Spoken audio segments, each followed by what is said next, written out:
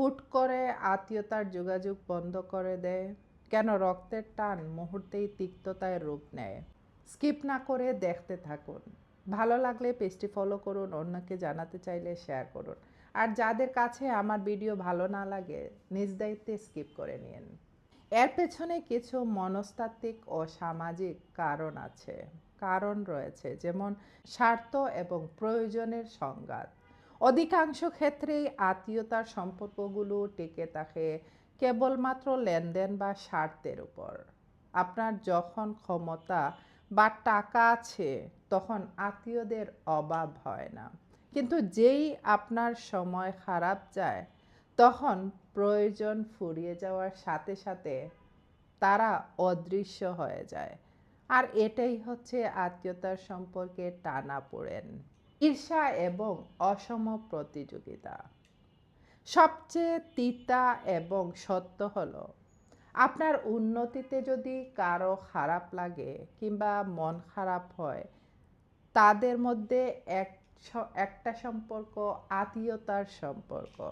তারা কিন্তু আপনার উন্নতিতে কখনোই মনে আনন্দ কিংবা তৃপ্তির ঢেকুর দেন না। তারা অসম প্রতিযোগিতা বা ঈর্ষান্বিত হন। আপনার এই সফলতা তার কাছে ঈর্ষার চোখে তিনি দেখেন। তিনি কখনোই মেনে নিতে পারেন না আপনি সাকসেসফুল একজন মানুষ।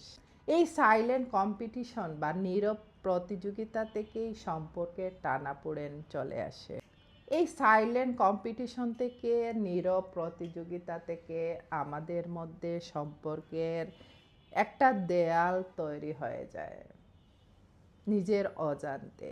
একটা ছোট্ট কথাকে বড় করা দেখার প্রবণতা যখন আমাদের মধ্যে তৈরি হয়, তখনই আত্মীয়দের মধ্যেই একটা টানে পোড়েন চলে আসে।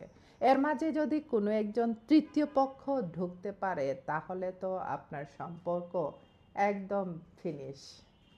আমাদের মধ্যে মানসিক পরিবর্তন বা ইগোটা খুব বেশি কাজ করে। আত্মীয়তার সম্পর্ক নষ্ট করার পেছনে এটাও কিন্তু একটা বড় কারণ। মানুষ যখন মনে করে আমি কেন আগে কথা বলবো, আমরা তো ওর কাছে কোনো দায়বদ্ধ নয়, তাহলে আমি কেন আগে কথা বলবো, তখন থেকেই কিন্তু দূরত্বটা চলে আসে। আর আমাদের মধ্যে একটা ইগো তৈরি হয়ে, এই ইগো আমাদেরকে বিষ ঢুকিয়ে ফেলে ভেতরে। আর যার পেছনে এটা আমরা লালন করতে করতে সম্পর্কটা একদম একটা সেকেন্ডেই বিষে পরিণত হয়ে যায়। অনেক সময় দেখবেন আমাদের মধ্যে সীমা বা বাউন্ডারির অভাব। আত্মীয়তার সম্পর্কে একে অপরের ব্যক্তিগত জীবনে আমরা এমনভাবে অতিরিক্ত হস্তক্ষেপ করি যেটা খুব অপ্রয়োজনীয় এবং আপনাকেও অসম্মানিত করবে। তাই এই হস্তক্ষেপ যখন তিক্ততার পর্যায়ে রূপ নেয়, তখনই নিজের মানসিক শান্তির জন্য আমরা আত্মীয়তার সম্পর্ক থেকে ছিন্ন করার চেষ্টা করি এবং এই সম্পর্কটা তখনই ছিন্ন হয়ে যায়। রক্তের সম্পর্ক থাকলেও কেউ কখনো আপন হয় না যখন স্বার্থটাই মুখ্য উদ্দেশ্য হয়।